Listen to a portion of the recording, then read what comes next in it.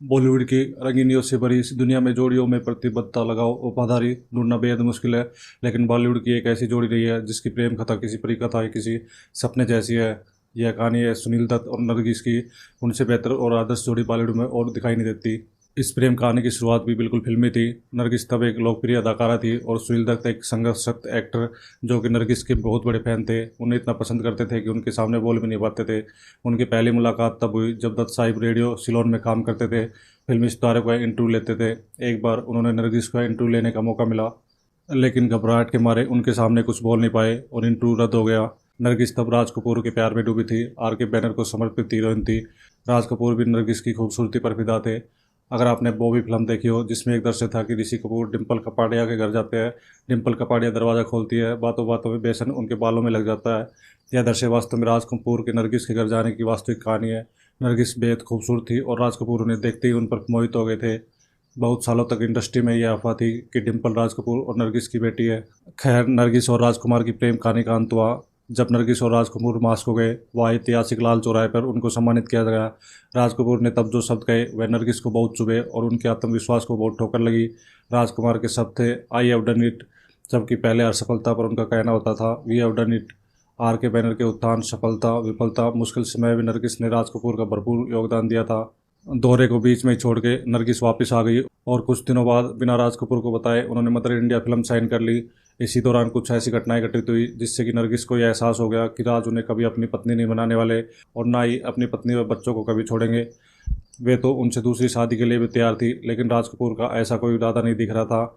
बुरी तरह से टूटी और निराश नरगिस जो उन दिनों आत्महत्या की सोचती थी, उन दिनों सुनील दत्त उनका सहारा बने, उनके जख्मों पर मलहम लगाए। मदर इंडिया के सेट पर लगने वाली आग की घटना से तो सब वाकिफ है, जहाँ नरगिस को आग से बचाते बचाते सुनील दत्त बुरी तरह घायल हो गए थे और एक हफ्ते तक अस्पताल दाखिल रहे। वहाँ उनकी खूब देखभाल नरगिस ने की और उनके बेहद करीब आ गई।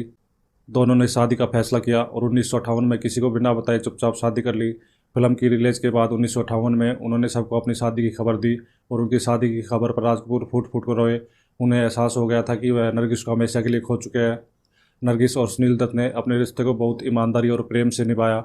नरगिस हमेशा कहती थी कि मेरे अतीत को जानने के बावजूद सुनील ने कभी भी मुझसे सवाल नहीं किया, बल्कि हमेशा जब भी मेरे आंखों में आंसू आए तो वह बेझिझक होकर सुनील के कंधे का सहारा लेती थी, क्योंकि उन्हें पता था सुनील कभी भी उनके आंसू का मजाक नहीं बनाएंगे। नरगिस सुनील के साथ शादी में बेहद खुश थी और एक बार एक पार्टी में सुनील दत्त और राजकुमार दोनों ही उपस्थित थे।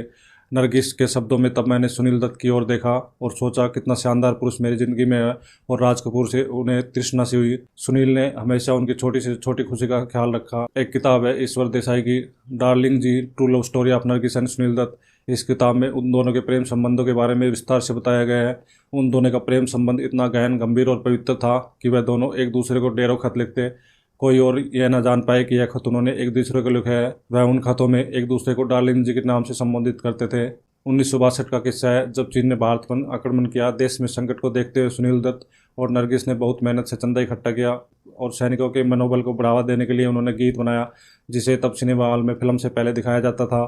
वे सरहद के पास एक बेस कैंप में रहे, जहाँ सब मिलकर सेना के जवानों का मनोबल बढ़ाते और उनकी ज़रूरी सामान, राशन, पैसों से मदद करते। उसी बेस कैंप में नरगिस ने सुनील दत्त के लिए करवा चौथ का व्रत भी रखा था, जो उन्होंने सैनिकों द्वारा पकाए गए भोजन से ही तोड़ा। ऐसे ही ना जाने कितने किस्से हैं जो उनकी प्रेम कहानी को बखूबी और खूबसूरती से बयां करते हैं। उनकी खुशियों को गहन तब लगा जब सुनील दत्त को पता चला कि नरगिस को कैंसर है।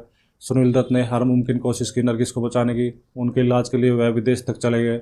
बीमारी का दर्द नरगिस सहन नहीं कर पाती और उनको तड़पता देख सुनील दत्त जोर जोर से रोते। कुछ दिनों बाद वह कोमा में चली गई और डॉक्टरों ने उन्हें लाइफ सपोर्ट सिस्टम पर रख दिया। बहुत दिनों तक वह इस वेंटिलेटर पर रही। डॉक्टरों के बार बार कहने पर भी उन्होंने वेंटिलेटर सिस्टम से नरगिस को हटाने से इनकार कर दिया था। कहते सुनील दत्त ने कोई मन्नत, कोई दर नहीं छोड़ा। उनकी दुआओं की बदौलत नरगिस कोमा से बाहर आ गई। यह वह समय था जब संजय दत्त की फिल्म रॉकी का प्रीमियर होने वाला था। नरगिस की दिली ख्वाहिश थी कि वह संजू को फिल्मी पर्दे पर देखे।